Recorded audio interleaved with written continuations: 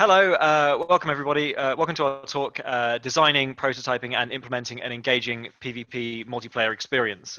We are your hosts. I myself, I'm David Petry. I am a lead designer at Creative Assembly. I spent many a year working on Total War Arena. A little bit about myself, I like elephants. Elephants are really cool, and obviously I'm quite into video games, designing them in particular. That's me. I'll let my partner here introduce himself. My name's Jamie Gilbertson, head of technical design on Total War for Creative Assembly. I too have spent many a year working on Arena, and it might be a bit of a non-statement, but I like video games, as I'm sure pretty much everybody watching this does as well. Awesome.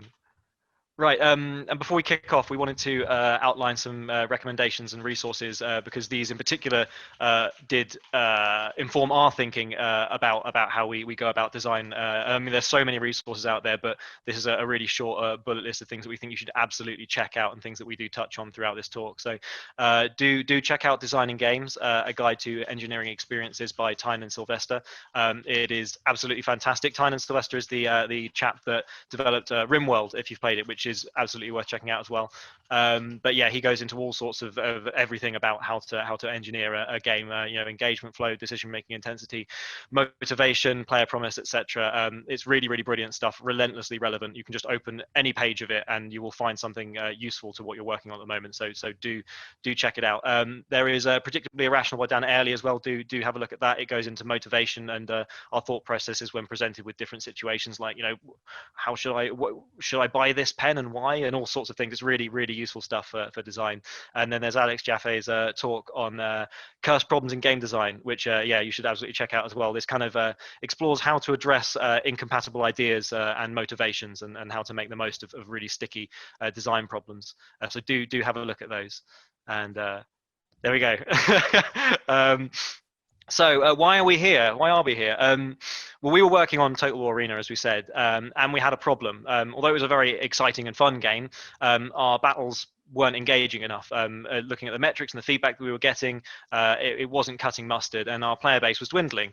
So we developed a new competitive game mode, or at least that was the direction. Was let's breathe some new life into this thing. So we learned a lot from that experience, and we thought it was worth us sharing it with all of you lovely people. So what is a Total War Arena? Let me tell you. So Total War Arena is a free-to-play, battle-centric PvP Total War. So it's largely set in the classic antiquity. So Greeks, Romans, banging shields together and pikes and all that wonderful stabby stuff. It was hero-focused or commander-focused. So you could play as either Caesar or Hannibal or Boudicca or any number of great commanders from that time, and they would lead your troops into battle. And it had a similar metagame to the World of series. So you had a tech tree with progression where you could unlock different types of units, archers, cavalry, all that sort of thing, all suited more or less to different commanders. And next, please. So how did the battles work? Well, it's 10v10. And you had 3 units each. So in terms of Total War, a unit is 100 soldiers, roughly thereabouts, in one group. And so you had 3 of those each, and you'd lead them with your commander, who was embedded in one of those units. You had hero style abilities, which were driven by that commander. There were 2 capture points at either end of each map, and it was negative sum. So if you lost any soldiers, that was it. They were gone. You couldn't get them back, and that obviously meant that player elimination was a thing. If you died, you were out. That was it. It was time limited as well, so it was 15 minutes, and if the time was up, and the battle would end. And if we click the next thing, I'm sorry, I have to ask Jamie very politely to press buttons for me due to this setup. So it looked like this, essentially. So you can see you've got your 3 units on that bar along the bottom, and they're actually the lighter blue units in the center. And you can see the abilities along the bottom bar as well. As you can see, it was a really exciting, super hectic, and very tactical battle-driven game. Really good fun. But yeah, needed some work to really help it shine. And so how did you win? Well, you had to either annihilate the enemy team, capture the enemy base, or you had to have more of your team alive by the end of the 15 minutes. And by that we mean literally the number of soldiers that you had left on the field made a difference. That is Arena, and we spent some time really sort of drilling down into the problems that we felt were present, that came out of feedback and that were informed by our metrics again, and we kind of came up with this short list. So team compositions were fixed. There was no in-battle meta, so there was no way to sort of react and adjust as you went. The battle flow wasn't fantastic. We had this sort of quite slow ramp up to a very, very intense fight that would then steep off, and as you either chased down or got chased down by the enemy team, as things swung in someone's favor. Once you were dead, you were no longer engaged in the battle. You were eliminated, right? So there was nothing to do, and if you had teammates in the battle, you just had to wait it out. One single mistake could lose you an entire battle, and there wasn't really too much opportunity for a comeback at that point. Again, with a negative sum, if you started to get outnumbered, then you were in big trouble, and so yeah, it could really snowball, particularly when a few poor players might not play for the team or make a mistake. Then you could really feel like a couple of players could let you down and really make things difficult for you very, very easily. And so it was difficult for a single player to really feel like they had a significant positive impact. It was hard to feel like a hero. It was hard to feel like you really carried your team at any point and were like, yeah, I drove this one home. At least, particularly not for the newer players. I know some experienced players were fantastic. So also on top of that, still more. Map control wasn't really very well rewarded, and it kind of encouraged camping. The balance of power victory condition kind of meant that people played conservatively, because obviously they were trying to keep more soldiers alive. The large scale battles and the high sort of micro focus on dealing with these 3 units with these abilities is quite a large mental block to work with. Made it very difficult for people to engage with the bigger picture of the battle, and to kind of engage with the larger strategic layer. Again, some players could, but it was very, very difficult for the best part, particularly the newer players that were trying to learn. There was a lack of a solid direction or midterm goals outside of win the battle. So you'd start the battle and then do something, and then hopefully by the end you'd win. But it was quite difficult to kind of get to that elusive win point. We didn't really lead you there. There was a lack of meaningful progress. The battles felt a little bit aimless. You didn't really retain anything throughout the battle. If anything, you actually just lost things because your soldiers would die. And the meta rewards and battle scoreboards started to create goal dissonance, where people would be trying to get points and farm points over possibly winning or helping their team, which is clearly not a fantastic thing. So we had these problems, and we wanted to do a bunch of stuff to solve them, but we had some additional considerations in developing the new mode. We had to make sure that we didn't change our monetization method. That was off the cards, and we had to make sure that we didn't infer a substantial new requirement on any other aspect of the game. So we couldn't rebalance the entire meta. We couldn't rebalance all of the units. We couldn't insert brand new maps. We had to work with the framework that we had and insert a mode into it, and it had to be realistic. The design had to be implemented in 1.5 months. Outside of prototyping and playtesting, the actual implementation had to be quite realistically scoped. So we had an interesting set of considerations to work with as we went forward. And that's kind of where we were. I will now hand over to Jamie, who will start to talk to you about how we dealt with things and what we came up with. So this section we call the design and multiplayer PvP games, lots of pillars basically. So we started off by looking at other games. So other games that offer long-term engaging team-based PvP multiplayer experiences, specifically the ones that were successful and did well. These are the games like League of Legends, Dota 2, CSGO, Overwatch, Battle Royales, etc. Valorant. Since we finished the work on this, Valorant came out. So while we didn't get to use it at the time as an example, we've used it a couple of times here because we looked at it and we found that most of the conclusions we drew were also applicable there. However, the core Total War Arena gameplay is fundamentally different from any of these games. Like we said, you have 100 soldiers across 3 units with a commander. So the fundamental way that the game evolved and played was different. So we couldn't just copy paste. We couldn't just take the mechanics and put them into Arena. We had to really break down the mechanics and understand what effect was that having on the game as a whole, and how did they all work together to create an entire experience. So we actually had to abstract away, figure out the design principles, and then reapply them, which is how we came across this big old list of pillars. I'm going to go through them one at a time in a second, so I'm not going to go over them all right now, but we'll start off with engagement. So this is the single most important pillar of all of these, basically. When a player chooses to play your game, they're putting aside their time to play it. They're spending their time to play your game, and that's what you want.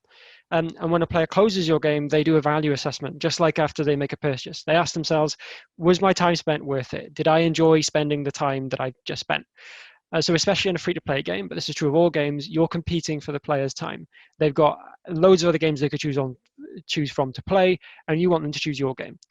Even without microtransactions, if you're making a multiplayer game, it lives and dies on players returning to your game. So you need that assessment to be, yes, I enjoyed that. None of my time was wasted. I want to play that again.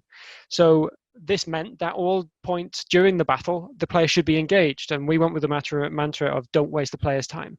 If at any point they feel the time is being wasted, they're not going to feel as much value out of playing your game. So part of this in a competitive PvP game is that the player must believe they can win to remain engaged in the battle. If at any point during the battle they don't feel it's possible to win, they're going to disengage and stop enjoying it, and they're going to want to just leave. If there is no way for a player to win in your battle, you're effectively saying to the player, stand still and let me beat you with this stick. And that's just not fun. If it's not possible to win, so this means that you must have put some mechanics into your game that help that make it possible to win. But sometimes there are no win scenarios. Maybe the enemy team is just too good. If it's not possible to win, or if the player believes it's not possible to win, there's a bit of a difference there, then the game should end. So in this case, surrender is a helpful choice. So even if it's possible to win, a player must be able to decide, I don't want to put in the effort to try and drag this all the way back. I just want to end the game now. So every single one of the competitive pillars in the rest of this entire presentation is entirely based on this engagement, on the player getting value out of the time that they spend in your game. So the next one is unified battle goals. So we could take this rowboat team. Rowboat, I'm not entirely sure what they call it. It's a team of people trying to row a boat. Imagine most of them want to finish the race because they're probably racing. So they want to get to the other side as fast as possible. But imagine one or two of them just say, actually, I like it on the water. I think I'll just stay here, and they stop rowing. The rest of them are going to get really annoyed because that's not working together as a team. So this is unified battle goals. We primarily identified this as a failing of Arena. It's one of those things where you don't realize that games are doing it well until you see a game that's not doing it very well at all, which we noticed in Arena. So when a player playing your game will have three distinct goals when they're playing a battle. They want to win, they want to have fun, and they want to progress. And actually, different players care about these things different amounts. So one player will care more about winning than necessarily having fun, because winning to them is what fun is. And some players will care more about progressing in the meta game than they will about winning each individual battles. So as a result, these goals don't always align. In Arena, we would give meta rewards given for good actions, but good is always contextual. If you've got a unit over here, which you will get points for killing, and you'll get more rewards for it, or you've got the base that you could capture and end the game right then and there, the player who wants to progress will probably go and kill the unit, get more points, and risk being able to capture the base. Maybe somebody else will show up and stop them. Whereas the player who just wants to win will just capture the base. And each player won't understand why the other player makes a different decision. So putting these players together on a team creates friction.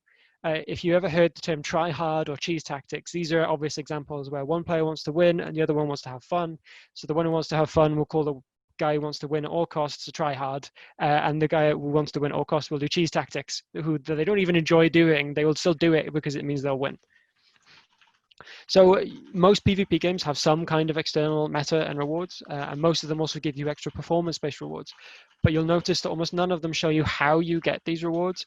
The reasons for this are rooted in intrinsic and extrinsic motivators and what effects those have on humans. If you read the book Predictably Irrational that we mentioned earlier, it has in great detail on this.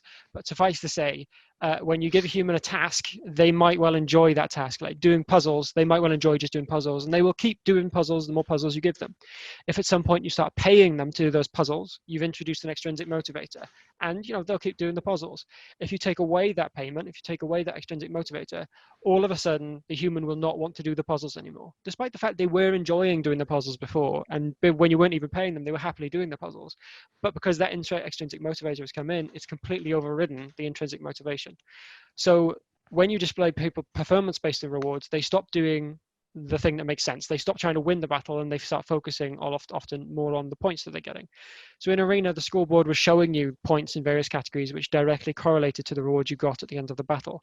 And this was encouraging min-maxing and farming behavior. So players were wanting to progress rather than win, and they were focusing on that. And that was when we noticed that it wasn't going right in Arena. We tried to remove points in the scoreboard before, but this didn't go down very well. The reasons for this are rooted in midterm goals, which we'll get onto later. Basically, we didn't have any midterm goals like destroying a tower that players actually cared about, so we didn't have anything to display. And we didn't have any other form of retained progression, which is another pillar that we'll come onto later. So the next one is midterm goals, and now it's going to be Dave's turn to talk. Hello, it's my turn to talk, and as we promised, midterm goals are quite soon on the list. So a midterm goal is a focal point. It helps players center their decision making around something outside of actually trying to win the game. Because in the short term, generally speaking, things are covered. You try and stay alive, you move, you kill the bad guys. In most PvP scenarios, that's kind of what you're getting up to. So that part of your brain is ticking away. In the long term, you know what you want to do. You want to win the game. That's cool. How you get there and how you go about it, that's kind of those are the midterm goals. That's how you draw the rest of the owl, and without them we won't know, and that's going to pain us for all eternity. So ideally these goals are tangible and relatable things, even if they feed something that is completely intangible, like points that mean I win the game. So some examples: get some gear to improve your character, destroy a tower to get more map control, capture a waypoint for map control, probably map control, something like that, maybe points, who knows, put the thing into the other thing, whatever, real and tangible things that you may well do. If you press spacebar one more time, a little joke will happen. There we go. That's the joke. The good thing about midterm goals, they can also stop you getting lost, and it helps players ensure they do bump into each other whilst they're doing things, because they create focal points for players to center around. Take the gear example from earlier. If you put good gear in an area of a map, wherever it be, then players will likely be drawn towards that because it will give them some form of progression and increase their chances of winning. And that means you've also created a focal hot point for action to occur around it. So it's a great way to drive forward your experiences. And the next slide, once you've got these goals in place, you also end up with a really positive feedback loop. You can encourage players to learn a great deal, because you have these central things to focus around, which the players can repeat actions in. Examples in MOBA, for example, is destroying towers. It's super classic, but that can teach you so much about how to play those games. I tried to kill the enemy tower, but there were too many creeps. I should have thinned them out, or I should have made sure I had support. Immediately, the player is learning that this is a team game, that they need to do things with support, or they need to make sure that they've approach things with some level of strategy. So immediately you're being taught things about this game and how it should be working. And obviously, team fighting is a massive thing that's all the way through MOBAs. So teaching you that is an element immediately is super important, and it does it very well. When you've got well-paced midterm goals as well, then you can also encourage escalation, which is a pillar that we'll talk about in a little bit. But until then, I will hand you back to Jamie. And then the next one is retain progression. So this is the idea that I achieved something and you can't take it away from me. There must be some form of in-battle progression that can't be taken away from the player. You'll find this pillar quite often aligns with midterm goals that we just spoke about. Without some kind of retained progression, the player can feel like they haven't actually achieved anything. They will feel like their time was wasted. Like they might as well not have been there. And back our mantra was don't waste the player's time. You want them to feel like their time was spent valuably. You will see some form of this in most PvP games. So CS style shooters will have rounds won. Once you run around, that number never goes down again. You can at least point back and say, well, I won 11 rounds even though I lost the match. In MOBAs, you have towers destroyed or items purchased or levels gained. None of that's taken away. In Overwatch even, you have capture points captured, you have payload checkpoints that you can't go back past, and you have King of the Hill progress, which is a number that ticks up to 100, but once you get to 70 it never goes down again. So even when a player loses, they should be able to point back at something they did in your game and say, I achieved this, I did something, my time was valuably spent. Previously on Arena, the point scoreboard was serving this sort of, but it wasn't doing a very good job of it for the reasons that we mentioned before with goal dissonance. The next one is escalation, and it's back to Dave. There you go, in the exciting ping pong match that is this presentation at current. So escalation, essentially, what we notice is that in current PvP, stakes tend to rise, and the environment that you're fighting in also evolves. Lethality and difficulty tend to ramp up throughout a match or a game or whatever you would like to call it. Some examples of this, you classic power progression, items, item builds, and levels. Player elimination kind of guarantees that the players that are left are probably the ones that are a little bit more hardcore, or a little bit more talented, or at least playing this round well. And they may also be better tooled up, especially if you're looking at something like a battle royale, where you've got this circle that will bring together not only more players that are possibly more experienced or better, but with better equipment, and in a more confined space, with a larger investment. That the amount of time that you've been playing it for has gone on for a lot longer. So you can see how that escalation really gets ramped up by that. And some of the stuff that it does, of course, first of all, it makes things exciting. It's really exciting when you've got a great investment in something and things are getting difficult and you're being challenged. Big stakes are really fun. But it also does a lot of really clever stuff. So, and not that that isn't clever, but it allows the early game to be a lot more forgiving. Lower lethality and lower investment mean that I'm probably going to go into a game feeling a little bit more casually about things, and I'm in an environment where I can learn in a more sort of like healthy way. Take for example Fall Guys at the moment, which is really silly and super fun. But the first round in that, you couldn't care less whether you really get through. It's just an environment for you to muck around and run about, and it's so easy to start another round, and your investment is so low that you really don't care. So it's a great environment for new players to learn how to do all the wriggly jumping around and bumping into stuff and falling off of stuff the way that you should. So yeah, it's a clever thing. Escalation also helps keep games fresh. It encourages strategies to evolve and to match the escalated stakes that are present. Again, MOBAs are a prime example of this, how they might move from single lanes and individual fights up to team fighting as the map opens up, and then the tactics involved in playing have to really evolve. Another thing it does is it makes sure that games end.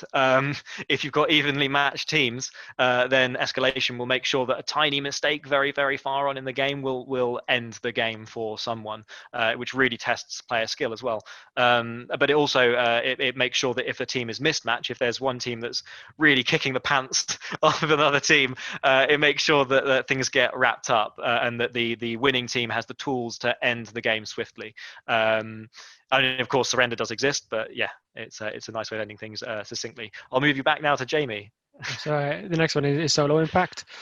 So in team-based games, usually you will focus on ensuring that players actually need to work together. That's usually the more challenging part. But the ability to feel your own personal impact on the outcome of a game is important. You'll find this is harder to achieve the larger your team sizes are. So you can imagine in a 10v10 scenario, we were having difficulty with this. Without being able to feel your own impact on the game, the player could feel like they don't matter and that they're wasting their time because they might as well not be there, and the outcome would have been the same. So again, the mantra of don't waste the player's time. And on top of that, making a difference feels great. This is something that appeals to our human monkey brains. You have an impact, you have a purpose, you have a role. This is really core to the human experience of needing a place in society. And it's the same in a video game. You need a place, and feeling like you belong there and that you're doing something and making a difference is really rewarding. So the next one is comeback. So this is going back to the idea that the player must believe they can win. We discussed escalation a minute ago. So we're giving players advantages over each other for good actions. But to give a player an advantage, either we've just created a no-win scenario where I can't beat you because you've just more powerful than me. We also need to create a method of comebacks so that you can actually catch up and actually beat the other team if you start playing better. This is always a bit of a tightrope in the context of a competitive PvP experience. So you'll find comebacks must be locked behind some kind of a skill check. You don't get comeback mechanics for free for just not doing anything. So an example, the blue shell in Mario Kart requires no skill to perform it whatsoever. And as a result, it's really frustrating. But in a Mario Kart, it's meant to be a fun party experience. It's not supposed to be a competitive skill-based game. If you try to put a blue shell into a MOBA game, it would cause absolute uproar. It would be obviously OP because it requires no skill to perform. So comebacks will take two primary forms. One is sudden upsets and the other being slow turnarounds. So the first one, sudden upsets, these are mechanics or systems that offer a really difficult skill check that provides a really high reward. Usually these mechanics will be based on micro skill, because they need a high skill barrier to perform. So examples, in Valorant and CSGO, you get 1v5 clutches. That's really difficult to achieve. One person beating 5 is not an easy thing, but you get a big reward for it. Mobile wombo combos, it's not easy to combine all these different abilities to make the wombo combo that we all know about. But you get a big reward for it. You kill the entire enemy team, you get a lot of free space to then take advantage of what's going on.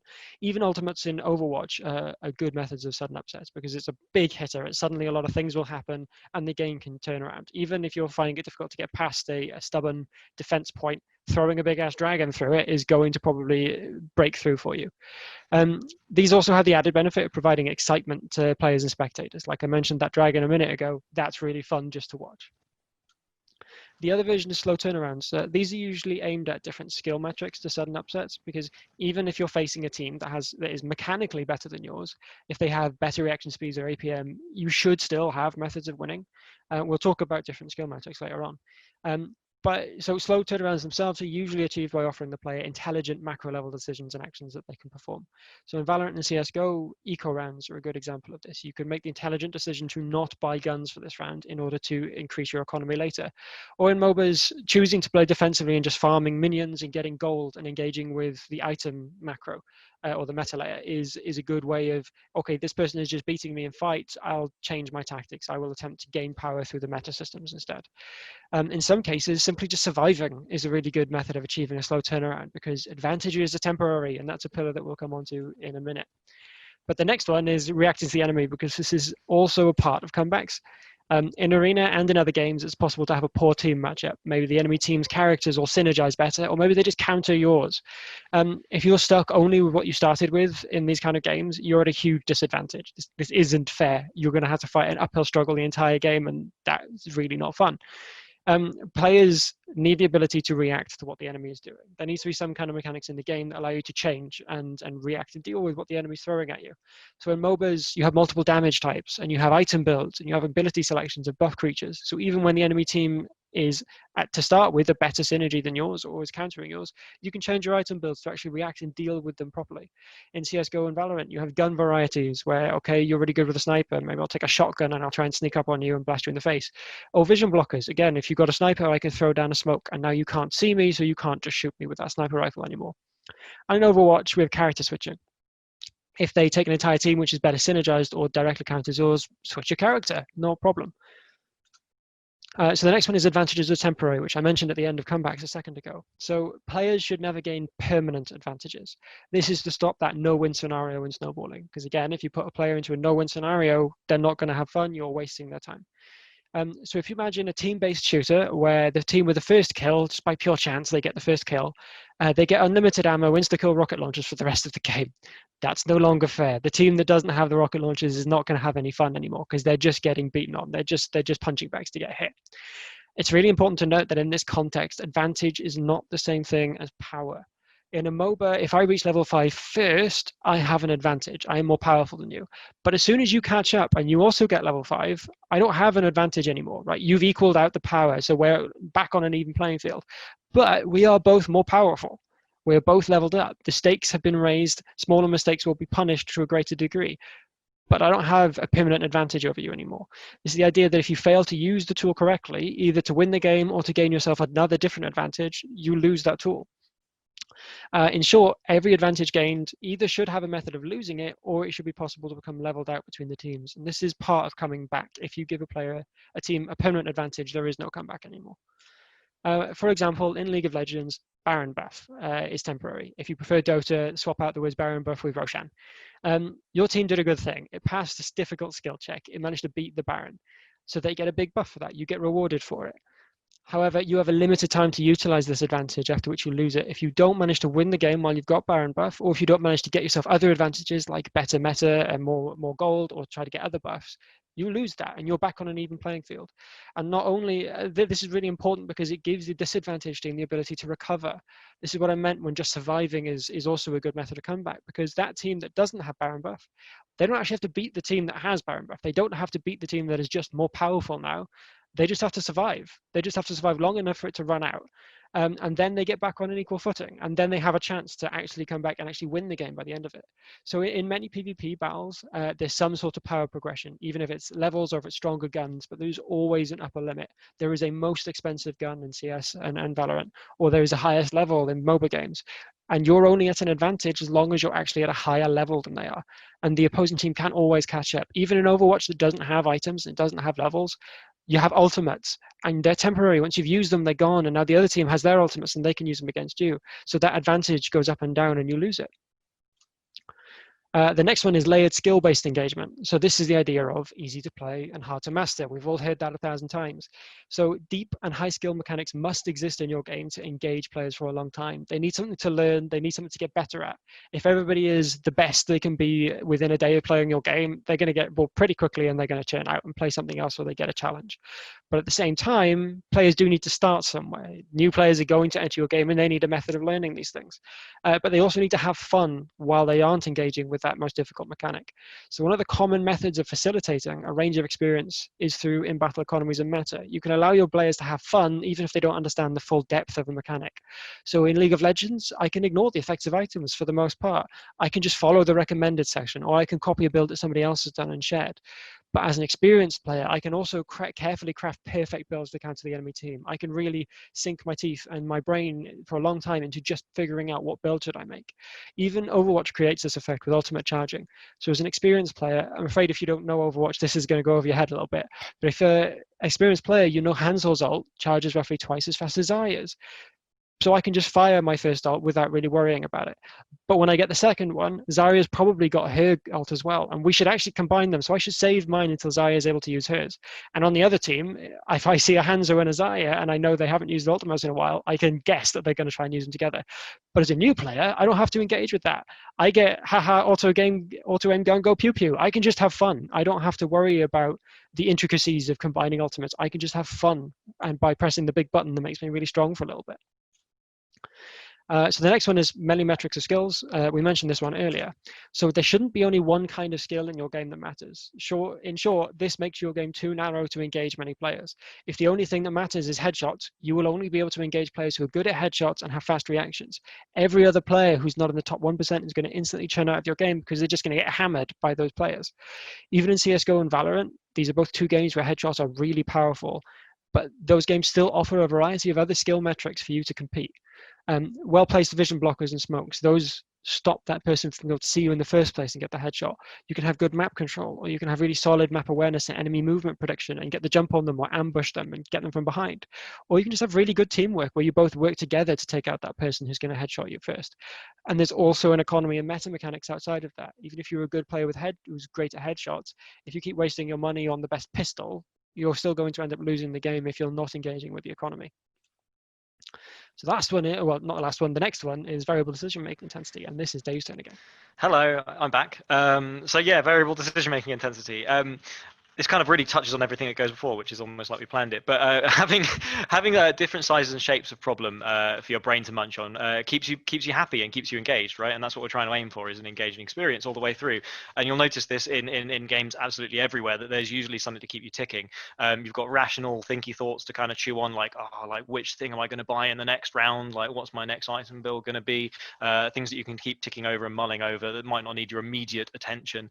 You'll have intuitive split-second decisions of action, like, I'm going to try and shoot this guy, I'm going to jump over here, I'm going to duck under this crate, as well as the actual intensity, the stakes involved with these decisions being higher and lower, which we kind of went into a little bit with the escalation earlier on. But example, high stakes moment, having to kill the last person on someone's team, trying to perform a clutch kill, that sort of thing. Suddenly there's a lot more tension on that moment than there was right at the beginning of the round. So having this varied set of things to think about really helps us avoid flow gaps where players have nothing to think about, which is a problem you can fall into. And so, as we just went into, meta and different skill requirements really help populate the game with these varied decisions. Here we go to the next one. Still never used to people pressing the space bar for me.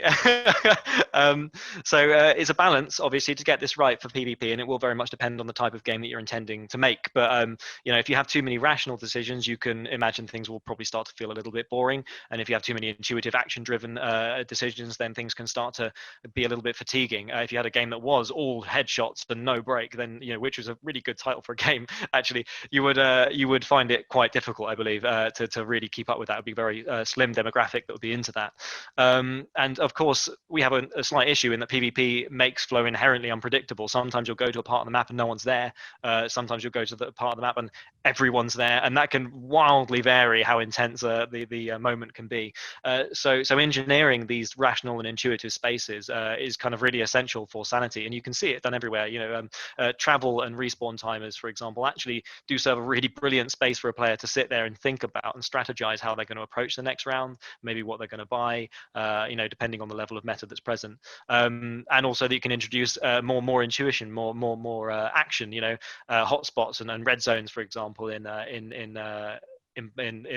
battle royale games, for example, that kind of inject a little bit of intuition where you might suddenly have started to slip out of things whilst you're trucking across the countryside, because they always seem to target you, don't they? So on the topic of a battle royale shooter, let's go through an example. So they're punctuated with unpredictable and extreme moments of intense gunfights, which are usually centered around these loot spots or places to go, or driven by the circle.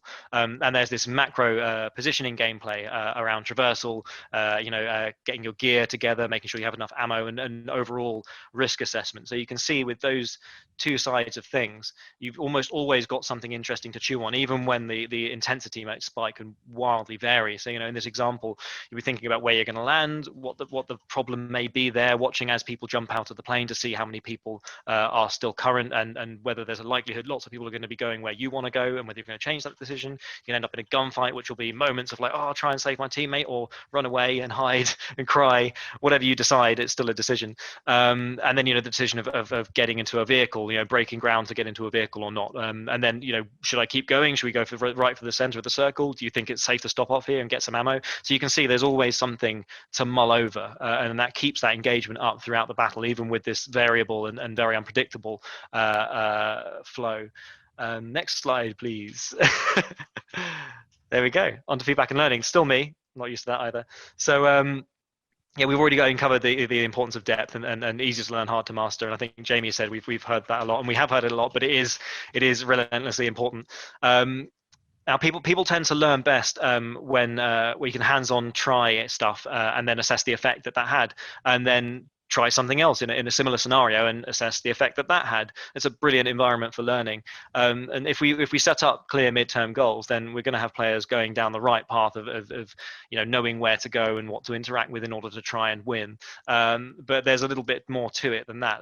Your actions ideally have instant feedback to them. You should be able to know when you shot someone whether that was a good or a bad thing, or anything that you do gives you that instant feedback. Through your UX, through your audio, through VFX, whatever it is, whatever things you have available to you.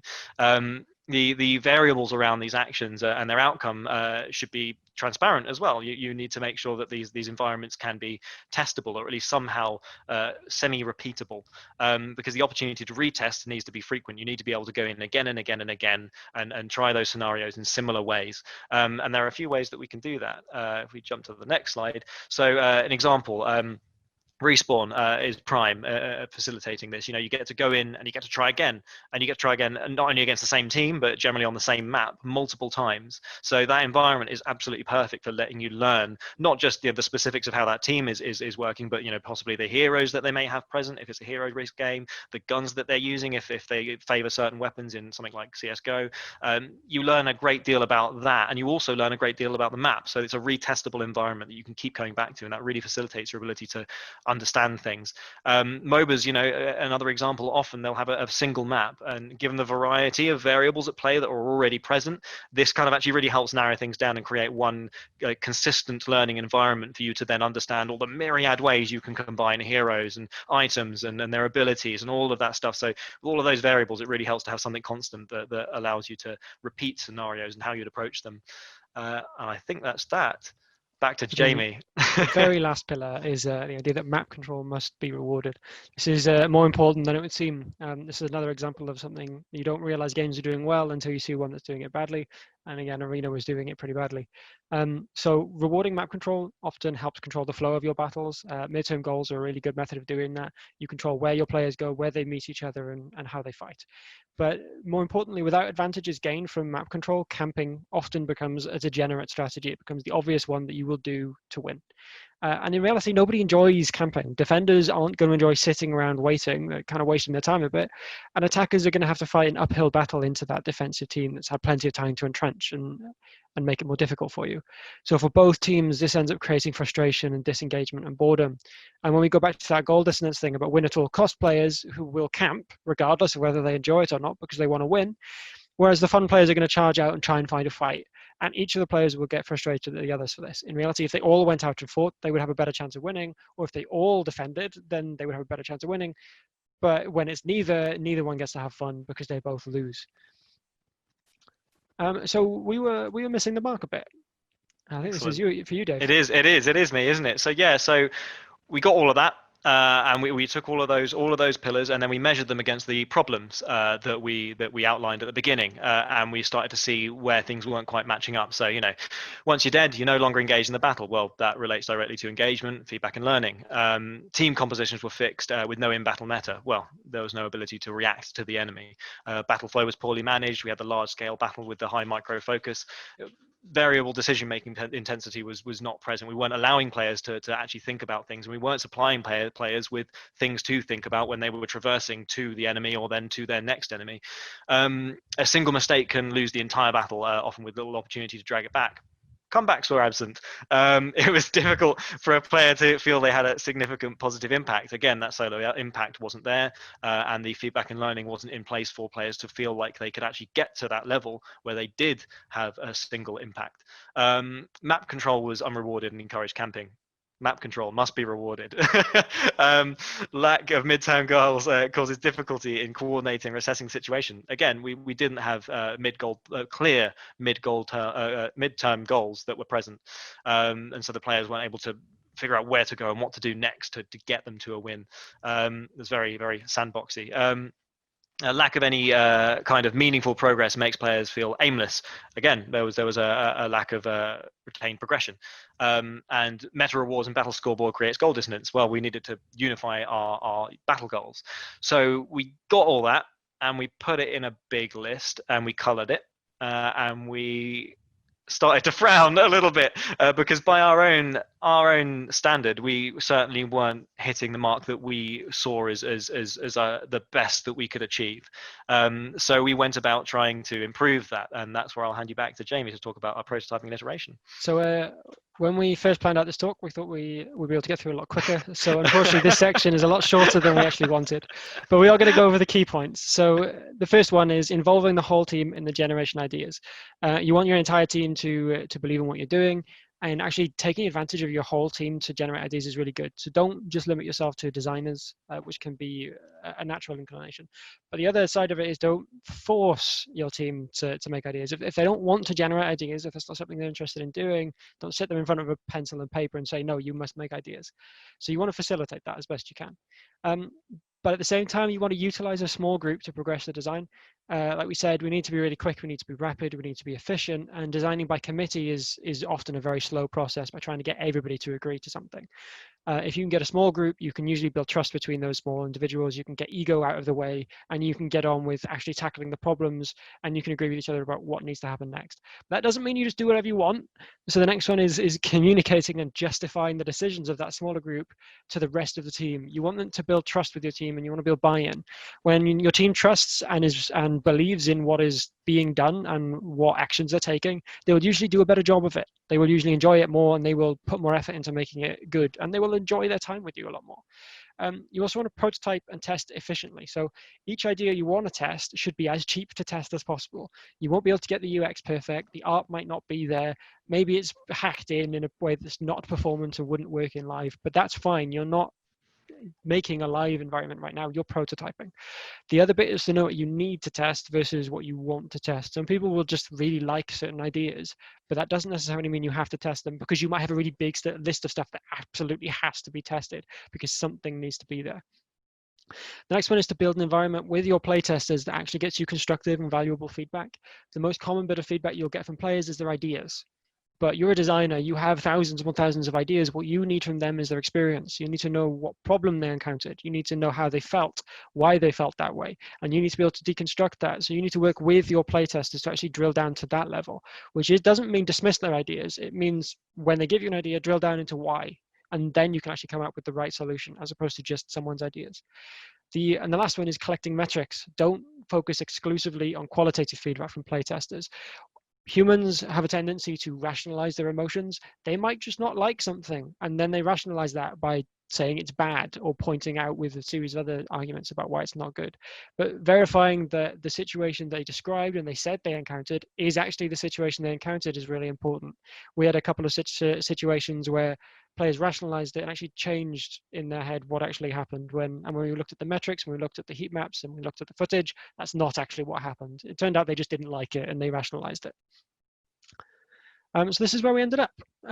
So as you can see, this is a screenshot of the game after we made all the reworks. You can see the two bases and you can see the links between them, and I'll kind of describe those mechanics a little bit in a second.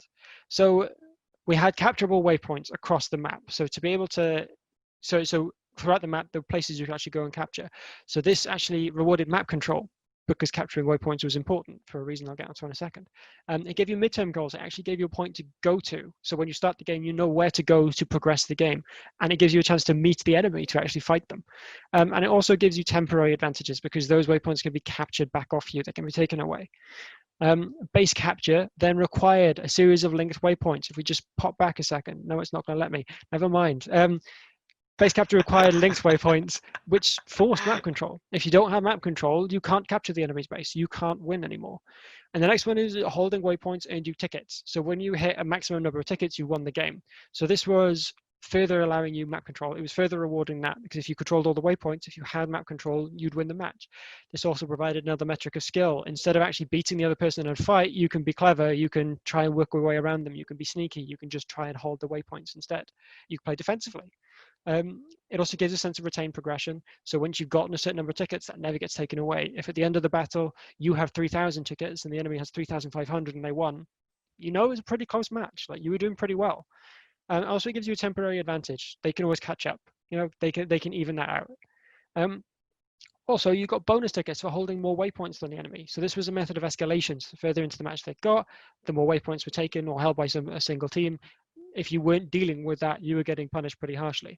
But it also gives you a method of comeback. Even if you're all the way far behind, really far behind, if you can take all the waypoints, you will catch up really, really quickly. So it was a method of comeback.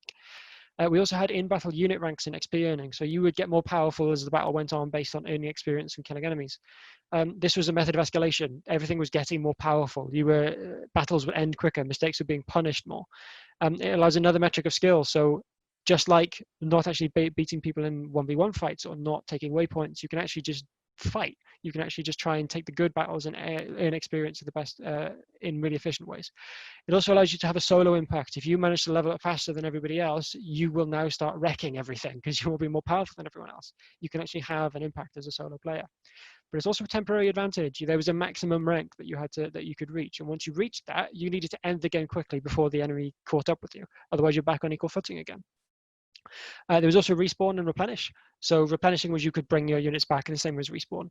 That was a method of comeback. So even when you died, you can still continue the game. You're not out. You're not punished completely by that. And it also keeps you engaged because even once you've died again, you're respawning. You're still playing. And it gives you that element of feedback and learning. So like we said earlier, you've just died. You get to try and retest that scenario over and over again, making small changes each time. And then we also have respawn timers, and these respawn timers would get larger the longer the game went on and the higher your rank. And that both gave you a bit of comeback and engagement, and escalation, but it also created that variable decision-making intensity. Because while you were waiting to respawn, you could look at the map, you could look at the waypoints, you could look at how your team was doing and try and change and strategize and even communicate with the rest of your team. And then there's redeploy. So we used to have a thing called ninja capping, where the enemy got past you and you didn't realize it, and then they took your base and there's nothing you could do about it because it takes too long to walk back. So we added redeploy, which is effectively teleporting back to the base, which allows you to react to the enemy doing a ninja cap, which also means that they can cleverly use that to draw your units out of position. And the last one is a scoreboard. Instead of displaying the points that we mentioned earlier, it actually displays midterm goal progress and contributions. So it would display things like number of capture points you've captured, number of kills, number of deaths, how much time you've spent defending your waypoints. So this was unifying the battle goals because all of these things go towards you winning. Doing those things, capturing waypoints, killing enemies, all makes it easier for you to win. So that was unifying the battle goals. But it also gave you a form of retained progression. Even if you lost, you killed 1,000 enemies, you spent 10 minutes defending capture points and you captured 8 points off the enemy. You still did something. What you achieved there is still real. So as you can see, I've just colored all those in green just to really highlight we were hitting the mark. Like we by our own metrics and by our own measurements, we got to a point where we were in a much better state. So there were some not so obvious things that we're just going to go really, really quickly because we're running out of time. Time spent waiting for respawn is useful downtime. That gives you a chance to actually engage in macro level thought. Players don't like waiting to respawn, but that's when they'll think about the items that they're going to buy, the abilities they're going to level up to, all the guns they're going to get next, or what they're going to do in the next round. Ranked mode helps reduce goal dissonance. So I mentioned that we've unified the I want to progress, but we still have the I want to win and I want to have fun. Having a ranked mode lets those I want to win players go into ranked mode, and all the other players who just want to have fun just stick around in normal mode. So it gives them separate places to exist. Random number generation directly opposes skill. The more RNG there is in your game, the less of a factor skill is in determining the outcome. So just be careful how you use RNG. There's a whole many more arguments around that, but we're just running out of time, that's all. And then I didn't feel like I could come back it doesn't necessarily mean you need to add more comeback mechanics. Players on the losing teams in your playtest will often say this. However, just bear in mind you're making a competitive game. One team does need to win and another team does need to lose. You're creating an environment where the best team wins. And sometimes if a team is bad enough, they shouldn't get to come back. They should just lose. So you need to be really careful about the relative skills of your team and playtest and deciding was that feedback of I couldn't come back really relevant to what you're trying to do. So we got some initial feedback. Game mode's pretty good. It's better now than before. Actually pretty good. I like the new game mode. Initially, generally been positive. Great game I still love to play, etc., etc. However, we also got some common complaints. I haven't got screenshots of these, partly because I didn't think I'd have to prove to you that people were complaining. So one of the common complaints was the game got more arcadey, it got less realistic, and it got less immersive. So we had to bend one of the Total War pillars a bit. So it's historic authenticity. So we have teleporting, we have respawning. That's not necessarily what actually happened in Antiquity, but we needed the flexibility. We were making a PvP game. It needed to be competitive. It needed to hit these pillars. So we had to change that a little bit. So a lot of the negative feedback was based around that. Another bit was that it was less hardcore than it was before because you didn't punish as harsh as we used to, but that is an important part of learning. So they also said it was less tactical before and that players were too willing to rush headfirst into battles. But as we said, experimenting, seeing what does and doesn't work and trying it again is a really important part of humans learning things. So that was also really important to exist. This feedback all came from it was less than a week playtest with a few thousand players. So we're hopeful that with more time, players will learn and experience the new depth of tactics that they can actually engage with. And maybe they'll change their minds and hopefully even the complaints will go away. So what's next? Yeah, I'm sure you're screaming, what's next? Well, continued iteration has been made on the game mode itself, so it has been tweaked and modified a little bit since we had our hands on it. There have been some really significant updates to the meta of the game as well, aimed at improving the overall depth and the replayability of the battles themselves as well. So we added in reconfigurable talent trees for each commander, which allow you to min-max certain things and try different aspects out and take those into battles. And obviously, loads of really exciting content is lined up, but I can't talk about that because it's not shipped yet and you're not allowed to do that. That's naughty.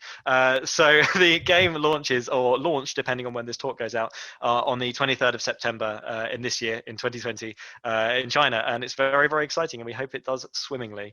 And there we go. Over to you again, Jamie. To just finish off, thank you to the whole Total War Arena dev team. It wasn't just us two, even though they were doing this presentation. It was an entire team effort. So just thank you to all the people who couldn't actually be on this recording. I'm going to say be here today, but well, this does sound morbid. Then you're all fantastic. We love you lots and lots. So and then also people watching this, thank you for your time. It's great to share knowledge, and we're hoping to learn just as much as we've communicated from other talks. And presumably now is the point where we do a Q&A, but I don't know. Probably not. Well, maybe there will be some form, but maybe just there not will be right now. Either way, I'm sure you have questions. Hopefully we can answer them.